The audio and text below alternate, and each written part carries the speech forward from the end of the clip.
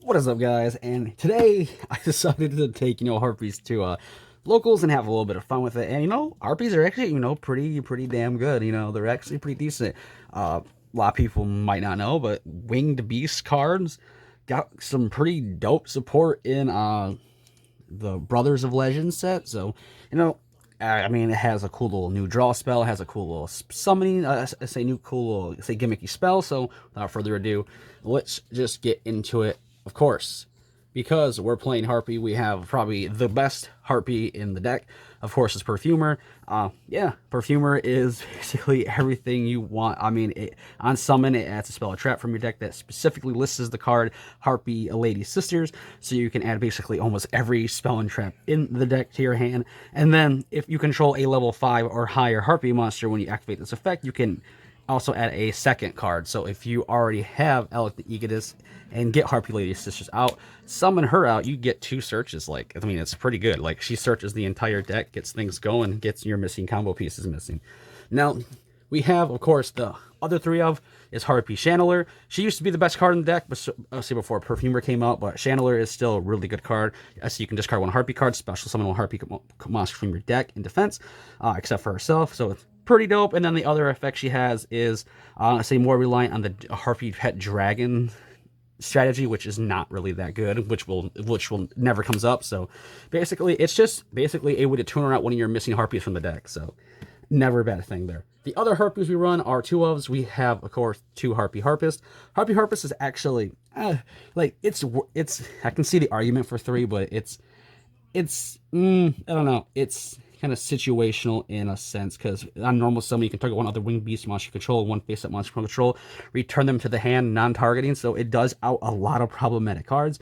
And then also during the end phase you can add a level 4 winged beast monster with 1500 or less attack from your deck if it's in the graveyard. So pretty good. Sadly, they didn't come in time because I ordered 2 ultra rare Cyber Harpy Ladies, but the commons had to do for the weekend. So of course, this is your main name Harpy Lady card. I mean, it's so easy to get out. The 1 Harpy Lady Sisters to tune her out with Elegant Egotist, and the 1 Harpy Oracle. It's good. If you control a level 5 or higher Harpy monster, you can special summon it right from the hand. And then if this card is normal summon or special summon, you can add 1 spell or trap from your graveyard to your hand. So it recycles your Harpy spell and trap. So that is it for the Harpy engine of the deck. We have 1 more assisting engine for the deck that I'm kind of debating about maybe cutting for a lyricless package, but I'm not quite sure yet. It is actually Wind Witch. Now, I only run the Ice Spell, the Glass Spell, and the Snow Bell. What only sucks about this engine that it locks you into wind monsters, so that restricts on what you can run with your extra deck, but there's a lot of good wind extra deck monsters, so love this package. It's really good. It's a way to get presence and cards on board and get your, say, link plays going as well, or your synchro plays. Like, it's insane. Like, say, Wind Witch engine is very good. Of course, the last non-hand trap of the deck, we have, of course, the 1 Barrier Statue. I mean, it's your built-in floodgate. You can summon off in some Morgue, so there is that.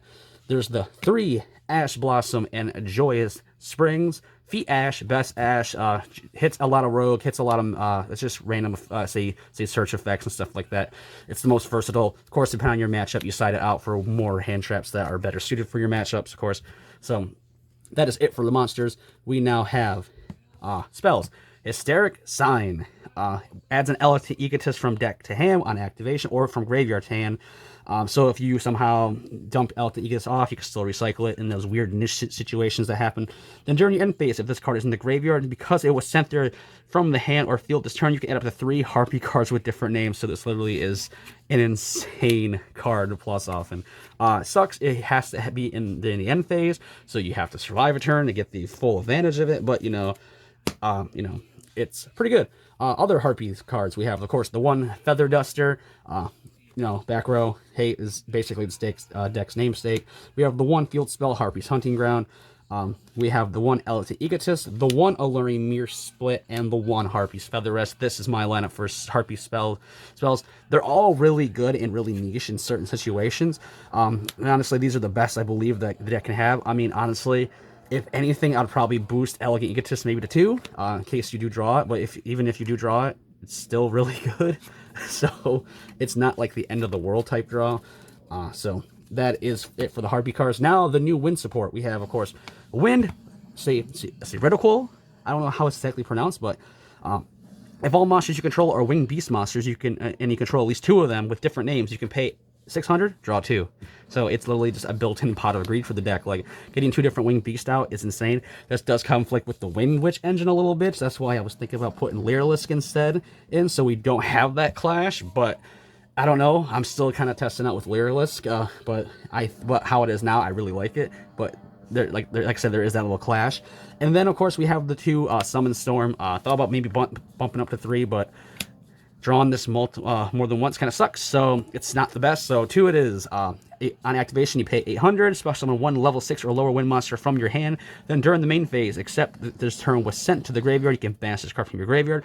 Special summon a level 4 or wind monster from your hand as well. So it's basically a tool for special summoning out your hand. So always good that way. And plus with Wind Ridicule, it combos nicely because you can draw into them and special summon them. It's really good. And like I said, these came out of Brothers of Legend, so pretty good. Say pretty good support, honestly. Not gonna lie. The best card in Harpy decks is, of course, the Featherstorm. This card is absolutely nuts. If you control a winged beast type monster until the end phase of this turn, negate any effects your opponent activates. Yeah, so pretty good. And if you control a Harpy monster, you can enter this card from your hand. So this is your built-in archetype hand trap. So yeah, and then if this card in its owner's spell and trap card is destroyed by an opponent's card effect, you can add Duster right from your deck to your hand. So that effect really was useless back when this card first came up because Duster was still banned, but now we can use the full advantage of it. It's good. Like, this card is insane. Like, have you read Harpy's Featherstorm? Like, come on. The other traps we have, of course, the one Harpy Lady Elegance.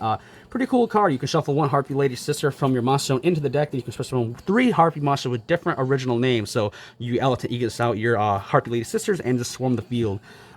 Pretty cool, but it does lock you into wind monsters for special summoning, which again, that's no problem because kind of helps out with the Wind Witch debate. Then if you control if this card you control is destroyed, you can add 1 Harpy card from your effect, or your opponent's card effect, and add 1 Harpy monster from your deck to your hand. So if this is popped in your spell and trap card zone, it becomes a search. So never too bad there. And then of course we have the 3 imperms again. You know, it hits a lot of good things. Like, this card is like really good. Of course, depending on your matchup, if you're fighting more rogue, local, something like that, this is something you can swap around, mix up depending on what your matchups are. So Ash and Imperm are definitely your 6 slots for siding, so that's always there. So extra deck, lots of wins, lots of wins. We have the one Lightning Shidori. A lot of people, like, honestly, until I played this card deck like a long time ago, I never knew this card existed, so it's pretty cool.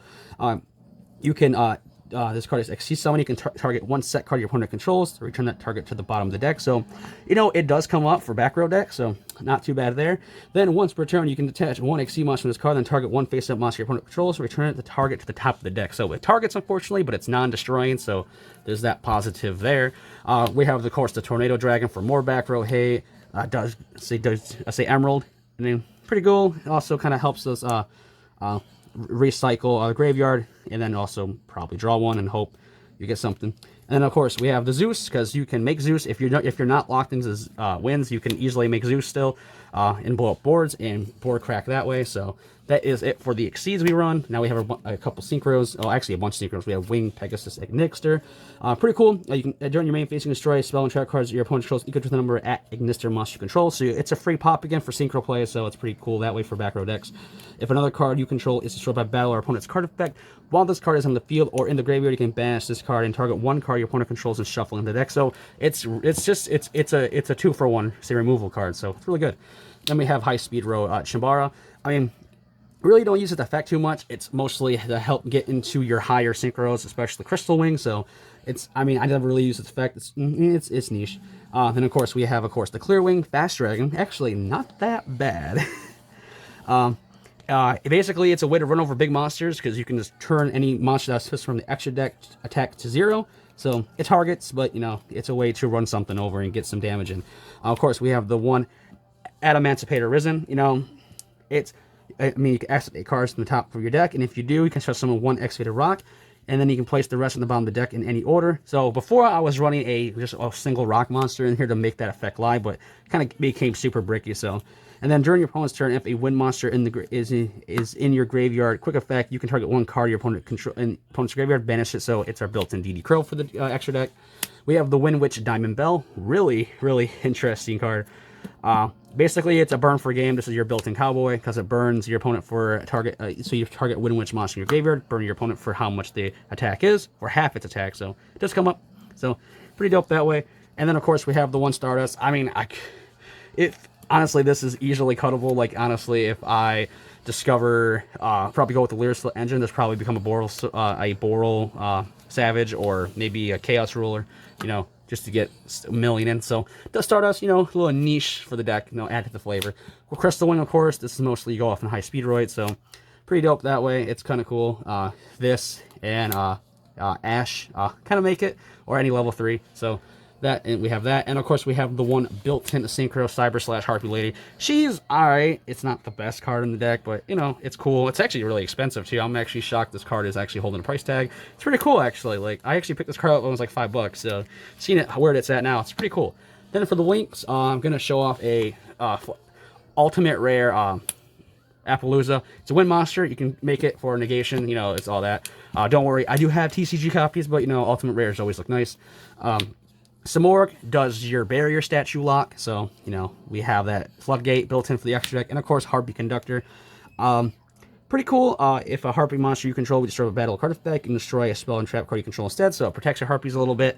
Then if another face-up Harpy monster you control is returned from the hand, except for during damage state, you can target one special summon monster your opponent controls, return to the hand. So it's a targeting effect, unfortunately, but it's a non-destruction removal, so pretty cool. Kind of out some little annoying stuff, but Harpies are a fun deck. You know, they can take wins. They are fun to play, you know, and plus they are a fan favorite deck, so you just always have to beat them. And if you do have the price tag you want to pay, you can always buy all the lost arts too, so there's that collectability there. So this has been my updated Harpy deck. Like I said, I'm gonna try out the Lyricist build a little bit, see if I like that more. I mean, if you guys know opinions about the Lyricist build, let me know down in the comments below, and I'll see what probably update it if I do that route instead. So thank you guys for watching. Stay safe and stay healthy like always, and until my next video, bye bye.